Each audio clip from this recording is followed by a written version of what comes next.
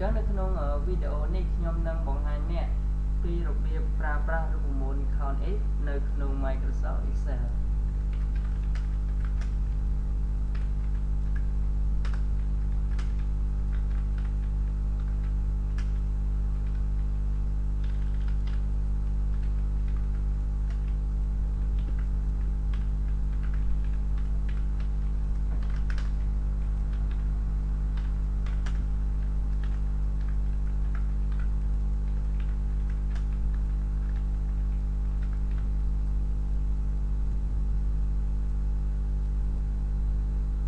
យើងទាំងអស់គ្នាសូមបើកទៅលើកម្មវិធី Microsoft Excel របស់គ្នាហើយបញ្ចូលទិន្នន័យឥឡូវខ្ញុំមានទិន្នន័យ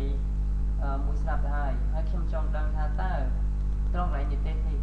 ខ្ញុំចង់ដឹងថាតើសិស្សប្រមាណអ្នកដែលទទួលបាននិទេស A សិស្សប្រមាណអ្នកទទួលបាននិទេស B សិស្សប្រមាណអ្នកនិទេស C និទេស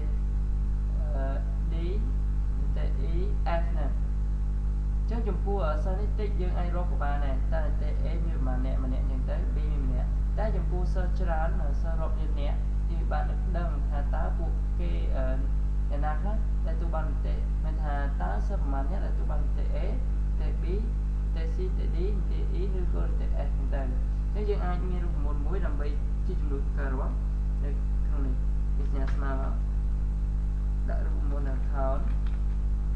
Count X បន្តមកបើវងចោ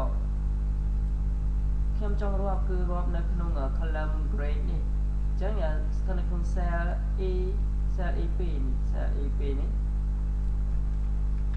E2 អញ្ចឹងខ្ញុំរាប់តែជួរហ្នឹងទេគឺរហូតដល់ cell E10 យើងជិះពីសិនរួចហើយយើងដាក់ E10 យើងបិទវងចោសំទោសយើងប្រើ hammer ឬក៏គ្រាហ្នឹងហើយដាក់ក្នុងផនសញ្ញាតែយើងចង់ដឹងថាតើយើងរកមានលក្ខខណ្ឌថាតើតែ A មានប្រមាណអ្នកអញ្ចឹងយើងអាចសរសេរមក A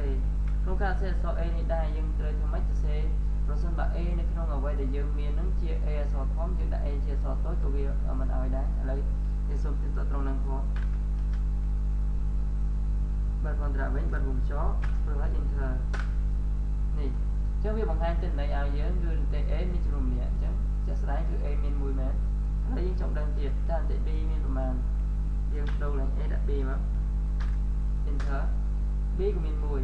ឡូវយើងចង់ដឹងថានិទេស C មានប្រមាណលោក B ដាក់ C enter C មានម្នាក់ដែរតែនិទេស C តើមានប្រមាណអ្នកតែ C រួចហើយយើងអាចដឹងថាតែ D ហ្នឹងមានប្រមាណអ្នកចឹងណាអក្សរ D មក enter មកចឹង D មាន3អ្នកអញ្ចឹងយើងអាចរក1 2 3ហើយបើសិនចង់ដឹងពីនិទេស